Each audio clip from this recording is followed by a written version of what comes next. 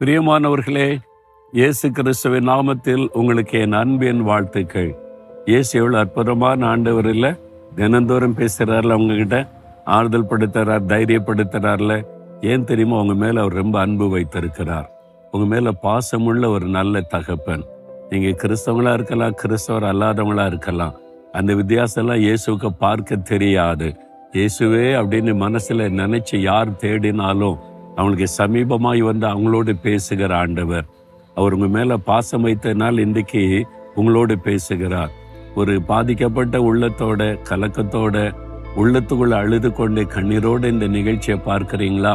உங்களோடு தான் ஆண்டவர் பேசுகிறார். மகனே ஏன் அழுகிற, மகளே ஏன் அழுகிற அப்படின்னு ஆண்டவர் பேசுகிறார்.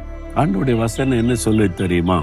34ஆம் சங்கீதம் 18வது வசனத்துல, நொறுங்குண்ட இருதயம் உள்ளவர்களுக்கு கர்த்தர் சமீபமாயிருந்து நறுங்குண்ட ஆவி உள்ளவர்களை ரட்சிக்கிறார்.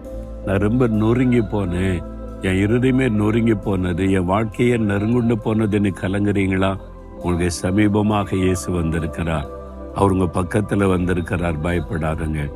ஒரு சமயம் ஒரு ஊழியக்காரர் ஒரு அனுபவத்தை சொன்னார்.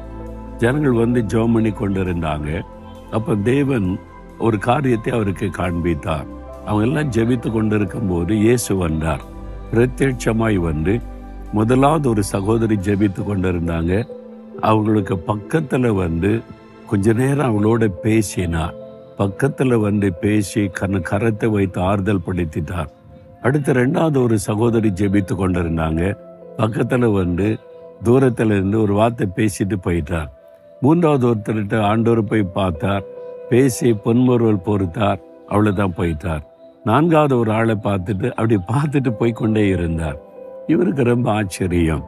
ஆண்டவர் 4 பேர் ஜெபிக்கிறாங்க, 4 பேர்கிட்ட வித்தியாசமாய் அவர் கிரியை செய்கிறாரே. ஒருத்தரை பார்த்துட்டு அப்படியே போயிட்டாரு. ஒருத்தர் மேல கை வைத்து ரொம்ப நேரம் பேசுகிறார். என்ன ஆண்டவரே, நீங்க வித்தியாசம் காமிக்கிறீங்களா? சொன்னபோது ஆண்டவர் சொன்னார், நான் அவருடைய இருதயத்தை அறிந்த தேவன். ஒவ்வொரு இருதயத்தை அறிந்து அதுக்கு ஏற்றபடி செயல்படுகிற தேவன்.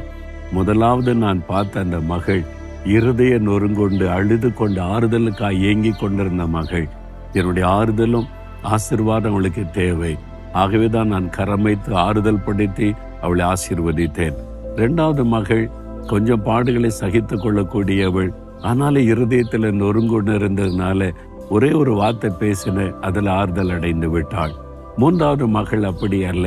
கொஞ்சம் விசுவாசத்துல பலமா இருந்ததுனால நான் பொன்முறுவல் பொறுத்த ஒரு பார்வை பார்த்து சிரிச்ச உடனே சந்தோஷம் வந்து விட்டாரு. 4வது மகள் அப்படி அல்ல. அவர் ரொம்ப விசுவாசத்துல ஸ்ட்ராங். அதனால ஒண்ணு பிரச்சனை இல்லை. ஒரு பார்வை பார்த்த உடனே அவளுக்கு சந்தோஷம் வந்து விட்டதை நான் போயிட்டேன். ஒவ்வொருடைய இருதயத்தின் சூழ்நிலைகளை அறிந்து அதுக்கு ஏற்றபடி ஆறுதலை தேறுதலை கொடுக்கிற கர்த்தர் நான் என்று சொன்னார். எவ்வளவு அற்புதமான ஆண்டவர் இல்லை? இருதயம் நொறுங்குண்டு இருதயத்துல கண்ணீரோடு நீங்க நிற்கிறீங்களா? உங்களை யாருக்கும் தெரியாம அழுது கொண்டு இருக்கிறீங்களா?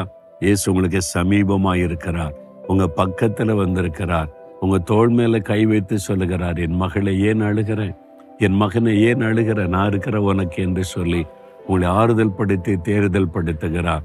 ஆண்டவரை பார்த்து சொல்லுங்க, ஆண்டவரே என் மேல எவ்வளவு அன்பு வச்சிருக்கிறீங்க. நீங்க ஆறுதல் படுத்துகிற தேவன், நொறுங்குண்ட என் உள்ளத்தை தேறுதல் படுத்துகிற தேவன். உங்களுடைய அன்பிற்காக ஸ்தோத்திரம், ஸ்தோத்திரம். இயேசுவின் நாமத்தில் ஆமேன், ஆமேன்.